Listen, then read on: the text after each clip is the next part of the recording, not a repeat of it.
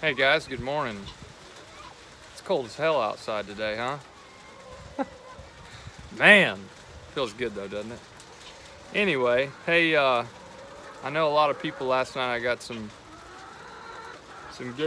good messages and reach out from yesterday's video, but today's is in a positive light. Not why small or farming is in such deep trouble, but what's happening right now in our cities and what are we seeing? And what we're seeing is people taking their desk job and their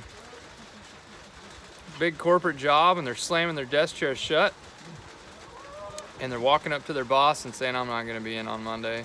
They're moving back to that small acreage and they're starting farms. They're starting self-sustainable lifestyles. They're going back to not off-grid living by any means, but back to a lifestyle where what we had 30 years ago, that was almost purely based of our trust in the Creator and the systems He put in order for biology and life on this planet. And we really didn't have much other to trust in than that. Now we have a lot of stuff that's preoccupying us from what the soil's trying to call out to us to say. It's weird right now that we have in medicine a rise in 60 years, gone from 1 in 10,000 to now 1 in 36, the CDC says, of a disease you might know called autism, which I find interesting because those of you that know a child that struggles with autism, it's part of one of the characteristics is they don't develop the social blockades of things that are acceptable and non-acceptable. They will just say whatever's on their mind with no filter. It's almost like nature is trying to tell us, guys, stop. We're not headed in the right direction. What else could it be? The paradigm that I bring you is two stories. There's a farmer on YouTube. I'll try and post his channel below, but he was a Chick-fil-A franchise owner. Had a really nice family, several kids, lots of money, and he left. And you know what he did? He went and started a farm.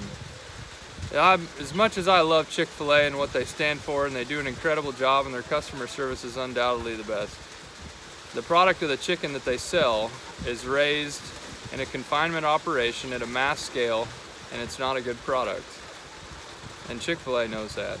They've tried hard to make it work so that they can source really healthy product, but the industry is just not set up for that. There's too much regulation that our government has put in the way of big corporations sourcing a really high quality product, and they are shackled to sourcing the stuff that the government has subsidized to be raised, like the giant confinement operations in both beef, pork, and chicken. And so he went and started his own farm, and now he's farming on his own and has done quite well for himself. Only owns 80 acres.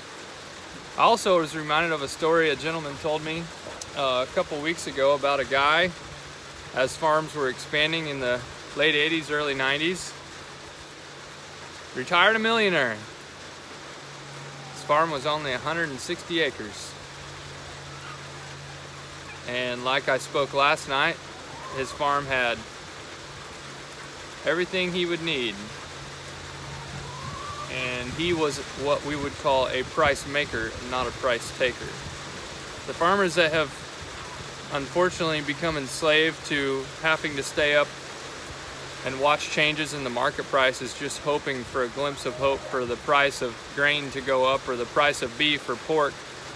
They've put all their trust in people with corporate interests who aren't interested in farmers to try and keep the price as low as they possibly can so that they can make the money, not the farmers. They don't give a damn about farmers. So, who's making it in farming right now? The ones that are small enough to scale, support themselves, and become a price maker. They can self-market their product without having to put it in the middle to depend on the system to determine their success. They call the price. It goes right to the consumer, and then the farmer develops a relationship with numerous people that he has to support him. Right now there's nobody supporting farmers, and it's horrible. It's undoubtedly the fact that the occupation with the highest suicide rate right now is farmers. How did we get to this point?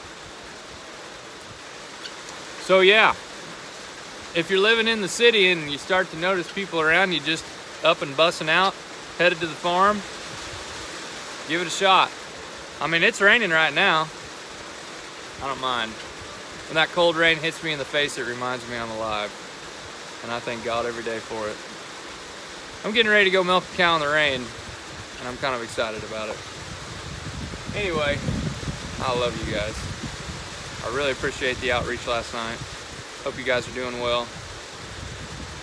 I'll catch you later when I fire up that smoker. I wouldn't want you to miss it. We'll see ya. Bye.